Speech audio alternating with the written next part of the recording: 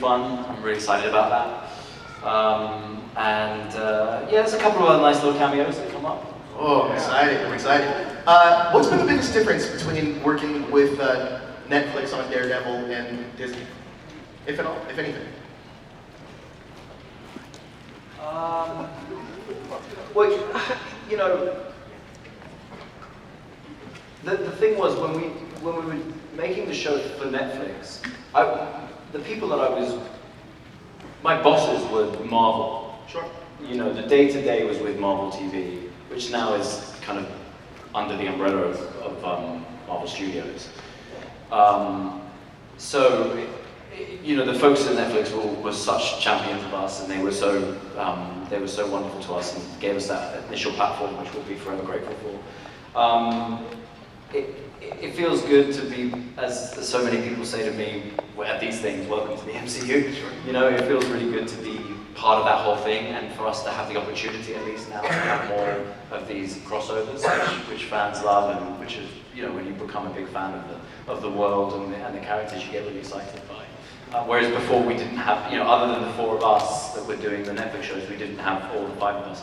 We didn't have that opportunity as much. So, you know, and then just there's always the possibility that you can end up in a movie like I did with Spider-Man, and that's the dream. You know, I thought it was so cool with the original Netflix Daredevil series because there was so many ties to the MCU during the course of that, in terms of, like, you know, taking place after the incident, which they call references. Sure. A lot of references. Lots of touchdowns and references. Yeah. Now that you're back fully, or back a part of the MCU, what has that been like for you? Has it felt different? Being in the Spider-Man movie felt like a big step. Just in terms of, like, a lot of people, you know, a lot of people reference that when I meet them, and I guess you can't underestimate how much it means to, if these characters have history in the comics,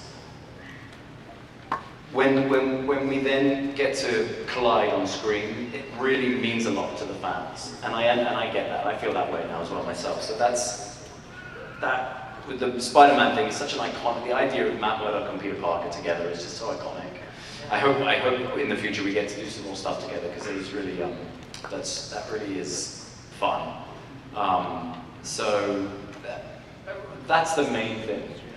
Just those opportunities can arise. You know? Now, have you spoken with your fellow Defenders cast members about returning to the MCU at all, or any conversations at all? I talked to Mike just recently, and he said he'd be interested in coming back. It's a good story to tell. Have you talked to any of them about just being part of this?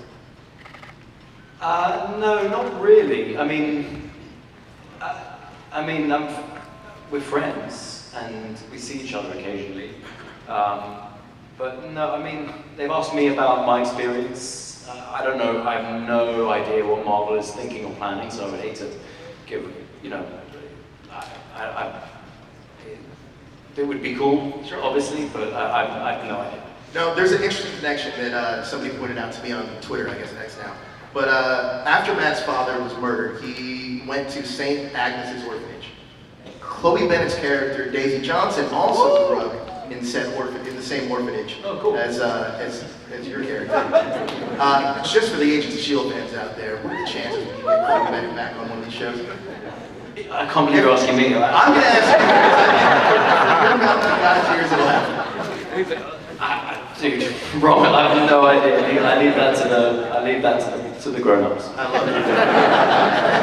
Let me ask you this: now that you are part of the MCU, you've shared the screen now with Peter Parker, you've shared the screen now with She-Hulk and Echo. Are there any characters that you're looking forward to possibly sharing the screen with? I shared the screen with Happy. That was really fun. I'm a huge Jon Favreau fan, so that was really cool. Again, these are the kind of the odd questions, because I answer them and then there's like, then it becomes like a story. Sure. And then I worry that it becomes less likely. Oh really? Yeah, because you with Marvel people, these companies want to do something they want to surprise you, because that's what entertainment's about. So maybe that's untrue, but I don't know. I always feel like I don't like. I've said it in the past, and then it becomes a news story, and I wonder, well, maybe they won't do that, you know. So look, I just am thrilled to be in the world, and any of the crossovers that can happen in the future, I'm game. You know, another thing that you're working on, I don't know if you recorded already, was it the Friendly Neighborhood Spider-Man? Right. Yeah, I recorded that a long time ago. Oh, really? How was that experience? I think it was like the first thing I did as Daredevil coming back after the long 2 or 3 years where we weren't filming it. So it was, you know, it was kind of strange. I was voicing the character for this animation, but the animation wasn't complete yet. So it was kind of exciting because it was the beginning again, the first opportunity to play him, if that's the right word. But I haven't seen it, and you know, I don't know when it comes out. I don't even know that yet. Pretty soon. Okay, cool. Pretty soon. I'm excited about it too. So I know that you did a cosplay of Bluey. That was actually really brilliant. Are there any other TV shows that you like to be in, just in general, or even voice act, whether it be Bluey?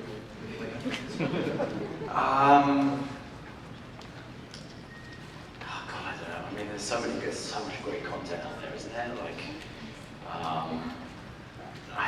don't know. I'm putting Charlie on the spot here. He's like, oh, here we go. Yeah, I don't really think in those terms. Like, I think that when Daredevil eventually comes to an end, I'll be excited to explore other television opportunities, but probably something original. You know, not rather than going in something that's already been done. You know. Well, let's hope Daredevil comes to an end, Charlie. Let's hope. I'm like 60 years old, still trying to play the character. Do it to your 90. Yeah, do it till you're 90.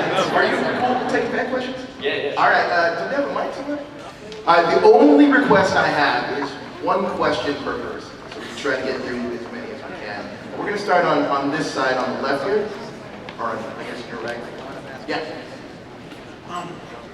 In Marvel, entities like Bast for the Wakandans, the Asgardians for the Norse, the Olympians, all these things really exist. And on the Hellstrom show from Marvel, it was revealed that Catholicism is really humanity's defense against a particular type of demon possession.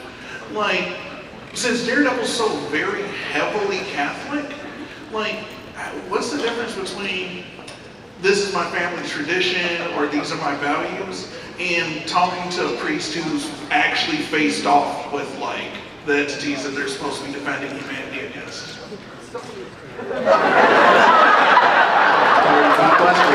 Yeah, sorry, before you sit down, what's the question, Ben?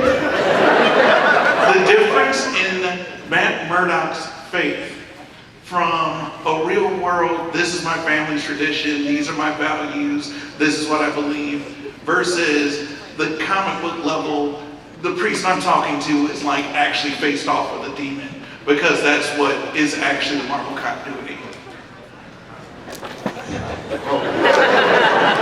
Good luck, Charlie.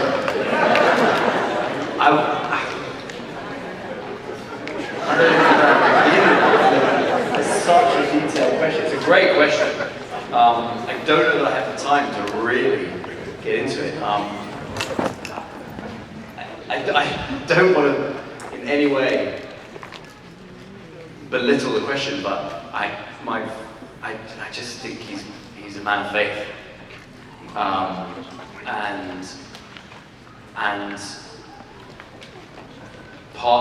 and the great interesting thing about Matt Murdock, or anyone who has a deep faith, is the constant struggle with that, especially being who he is and doing what he does. I think that's one of the reasons it makes this character so compelling to watch, is because he is this like walking paradox. You know, he's constantly being pulled in two directions. Being, you know, someone who he's a lawyer who takes the law into his own hands. He's a man of faith. He believes in God's will, and then he plays God. And I just think that finding that balance is probably an impossibility for him, but therein lies the beauty of the drama.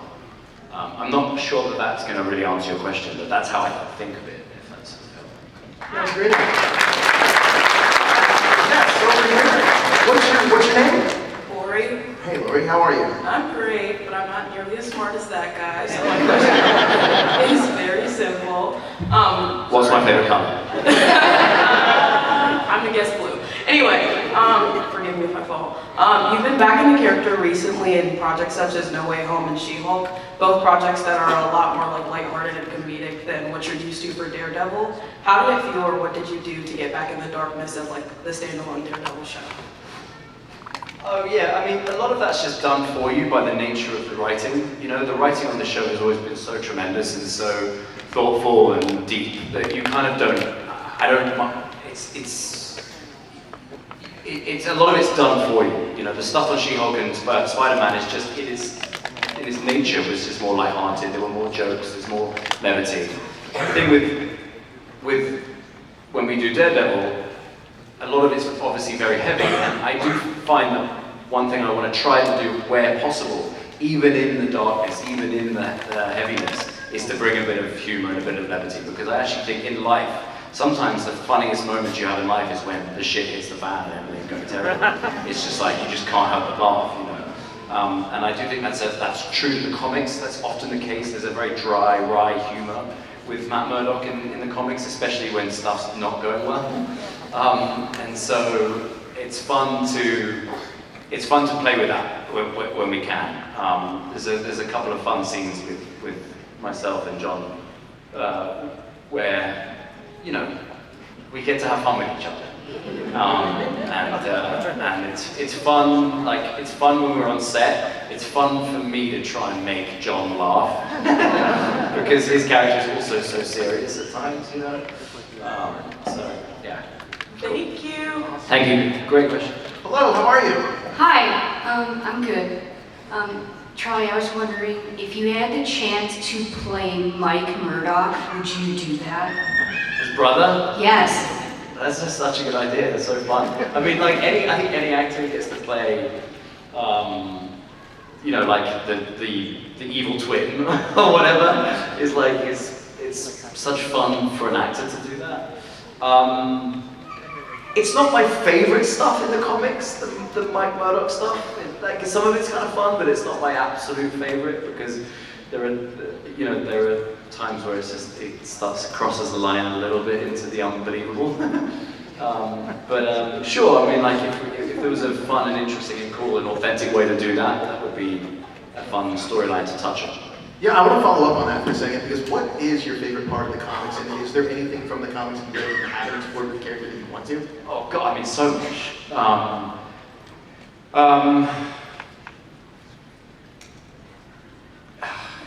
God, there's, you know, it's been a while since I read some of this stuff, so I may be wrong, but there was a really cool, again, this is one of those things where I'm worried to say it, because maybe it means we can't do it, but there was a really cool run. I want to say it was like Brubaker Lark. I think it came after the Bendis Medivh stuff, where Matt, I think he gets himself arrested and goes into jail to try and get to Russell Fitz. And I remember thinking that's such a cool idea to kind of get yourself in prison so that you can get to the person you're trying to get to. But I'm a little foggy on when exactly that was and exactly how it panned out. But Well, hopefully we put that energy out there. We get to explore that. that whole, like, for me, that whole period from 2011, kind of like those years of Bendis Medivh, Brubaker Lark, and onwards, is just like it's endlessly brilliant. So any Daredevil fan, that's recommended reading from Charlie Cox. Go down to the floor and grab those books. We got a question over here? Yes, Okay. so after the writer's strike, they brought in new writers, kind of completely changed the direction of Daredevil Reborn. So I'm curious, like, what did you think of the way it was originally shot, and then all the changes that the new writers brought in? You know, I'm actually not gonna answer that just because it's more complicated. I've read online that, you know, how it's that information has been received, and it's just the truth of the matter is it was a lot more complicated than that. You know, some of the material, a lot of the material that we shot pre-strike is brilliant and is still in the show and works really well. There were just some complicating factors around what we had been tasked to do and what we were discovering was and wasn't working. So I would hate to kind of answer that and then make it sound like what people were doing before the changes were made was not good or wrong. It's more complicated than that. So I think you know, what I will say is credit to Marvel that they looked at the episodes and could acknowledge that we could still do better, and that we maybe needed to go in a slightly different direction. And I mean, that's just, you got to count yourself so lucky to be working for a company that is willing to do that, you know, and you know, spend more money to get it right. So yeah, but where we have ended up felt really good. Amazing. Thanks. Question for you? Yeah, I wanted to ask, anytime you're filming, and whether it be a camera shot where maybe you're in it and there's someone else that's off screen, or if it's CGI, or if it's special effects, anytime you're having to act against something that's not actually there, it's going to be added in later. Is that difficult? Is it like just people are looking goofy at reacting to stuff that's not there, or how does that work for you? It doesn't affect me much because I'm not looking at anything anyway. So you know what I mean? Like, you know, it's the hardest thing actually has got nothing to do with that. It's more just that when I have an emotional scene with another actor, it's a shame sometimes that I can't. For both of us, it's a shame that you can't use eye contact, because eye contact is so powerful, you know. And you draw, you know.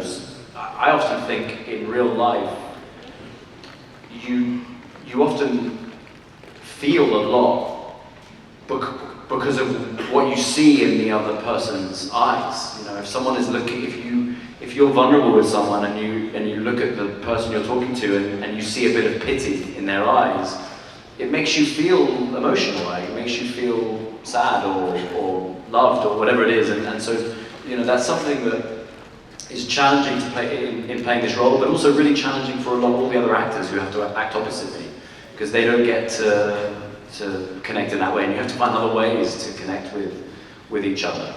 A lot of body language stuff, and obviously through tone in your voice and stuff like that. But it like when it comes to like acting with something or someone who isn't there. It's not that difficult. I haven't found it to be that difficult. It's never going to be as spontaneous and as alive as if you're working with the thing or the person or whatever. But sometimes that's kind of the fun of acting. You know, you have to pretend. Thank you so much. Thank you. Charlie, I do have another question for you, actually. So when you came back for She-Hulk, you obviously had a different colored costume. Was there an in-story reason for that, and what was your reaction when you first saw the yellow and dark burgundy costume?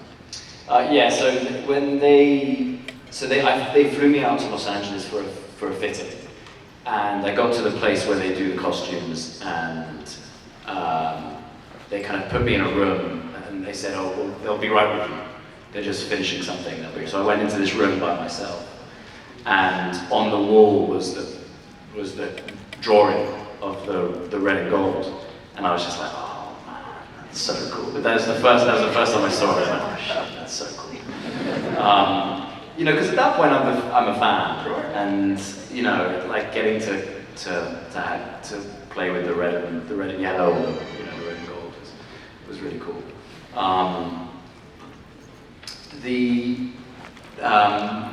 What was the other part? Was there an in-story reason for the costume change? No. I don't.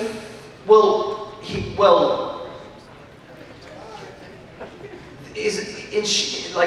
reason, one of the reasons he's in Los Angeles is because he has a guy there who makes his suits. So he, I mean, I remember we came up with something. The whole thing in She-Hulk, obviously we don't want to tie too much of backstory to it, Right. in case it complicates things going down the line. You know, a lot of it was time has passed. Life is good. He needed a new look. He wanted a new look, and he's in LA, and what happens in LA stays in LA. We have a question over here. Yeah. Hi. First, I just want to say I promised my dad I would say hi to you. So, hi. But you talked about doing stunts for Daredevil and stuff like that. Are there any stunts that you didn't get to do that you would have really wanted to? At least not getting severely injured or anything trying them. So when we started doing this, anytime they said no, was like I was disappointed.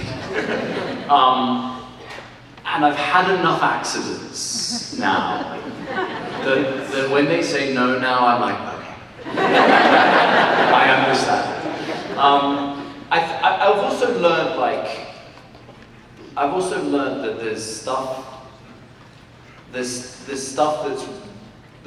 that I've learned from in stunt sequences. What are the things that actually make the sequence better? So it can't be about me having fun. You know, there's too much money being spent for it to be about me like having fun on set. Like I want to do that. Like I remember early on there was I got thrown through a coffee table, and they had 3 of these coffee tables. They were kind of expensive to get made because they're called breakaways. They have to break as soon as you touch them. So they said if they got a really good take with Chris Brewster, my amazing stunt double from the Netflix series, that they would let me have a go. And it was like, so the first one was brilliant. We watched it back. It worked really well. So they had 2 more of these tables. So they let me do one. And I landed badly on my wrist. And it was fine, and I didn't tell anyone, and I just was like, it wasn't broken, and I was like, I'm gonna be okay. But it was a really good example of like, if I had have injured myself, that would have been so uncool, because they had the shot, and they, you know, like if I get injured, it's a real problem for production, obviously. Yeah, insurance is involved, all sorts of Yeah, at the same time, part of the fabric of our show, one of the things that we sell this show on, is that the stunts are real. And I do a lot of them, and I really enjoy that element of it. And I think it really makes a difference when you get a close-up of an action sequence and you see that it's my face. It's not a wide shot because it needs to be someone other than me. So it's about finding that balance, you know, and sometimes sometimes there's things that I can do because we have the time and it's safe and I'm allowed to do it, and I've proven that I can do it, and then other times I don't get to do it. You know, like, but I remember like in the season finale of season 3, I wanted to jump off the balcony, and Chris broke his ankle doing it. So yeah, I'm grateful that I did it. Although as sorry as I was for Chris in the moment. Thank you. Thank you. Yes, hi Charlotte, it's lovely to see you. I wanted to ask you a question about Stardust. I've been a fan of yours ever since seeing that, like a decade ago or whatever. I think it's almost 2 decades. Do you perhaps have a funny, memorable, or just interesting story from that filming you'd like to share? Okay. I mean, so you have to imagine, like, I'm 22 or 23 years old. It's one of my first jobs. I got this part in this movie, and it's like this fantasy film, and I've just been cast. So I'm really excited, and I get asked to come down to Pinewood Studios to do a rehearsal. And so I get in this car, I go to Pinewood, I think I did like a costume fitting or something, and then they said, oh, we just want to do a rehearsal. And so some PA took me somewhere, and I remember I was sat outside, it was a long time ago and I was young, I was smoking a cigarette, which I don't do anymore. But so I was smoking a cigarette on these steps outside, waiting for this rehearsal. And I was like, do you know what we're doing? Does anyone know what I'm doing? And they were like, oh yeah, you're going to rehearse. I think they said you're going to rehearse with Bob. And I was like, oh, okay, I don't know who that is, but I guess I'll do that. And then around the corner comes Robert De Niro. And I was like, Bob. And then what was like my first day, and myself and Bob had a fencing rehearsal. So it's pretty bonkers. Thank you so Thank much. you. Wait, Charlie, I have another question for you. Have you seen Deadpool Wolverine? I've not seen it yet. I know. I'm really excited to see it. I can't wait to see it. A lot of people have told me there's a very funny Daredevil gag, not my Daredevil gag, but there's a Daredevil gag. So I'm excited to see it. Yeah. Question? Hi Charlie, my name is DC. So, Love Daredevil, my favorite character. Saw him in Spider-Man Team Up, kind of the first time I came across that character. cool. Always liked him. Not gonna ask you one question at the end, but I'm gonna run down a couple of things since you're taking forever, Disney or whatever, to get the Born Again out. In Born Again, I wanna see the Electras, speaking of that movie, go at it. Now that you have two Electras in the Marvel Cinematic Universe or whatever, I would love to see that. Second of all, I'd love to see an episode with like Nightmare or something where Daredevil just stays in that damn hallway and just fights the whole episode. I think that's, like Constantine, House of Mysteries, that'd be interesting. Here's the question for you. I think you and this guy should be friends. Oh, that wasn't a question. Here's the question I was gonna dig, right? Kingpin, is he a mutant? Where do you get that strength from? What's the question? The question was Kingpin a mutant, and where does he get his strength from? Oh, you're gonna have to ask Vincent D'Onofrio. I can't speak for him. I like your ideas though. I can't promise you they're gonna happen, but there were some cool ideas in there. I hope you're happy with what you get. TBD. All right, Thank you for your question. This one might be my last question. I think we're running out of time, but what do you got for us? Hi. Finish strong. Now that you're in the MCU, what actor or actress are you most looking forward to working with? Like in this world or just in general? Yeah, in the MCU.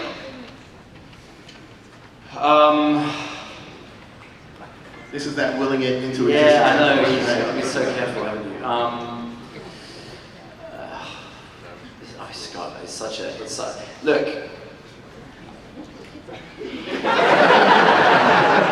can't. I'm not gonna say it. There's so many. There's one particular group of people that I would like to be invited to join.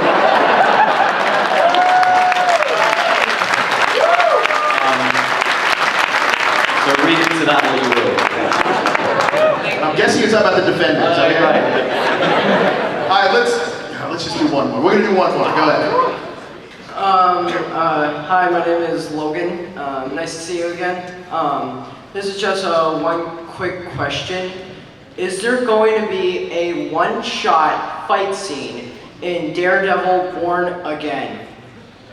That is a great question. Yes. If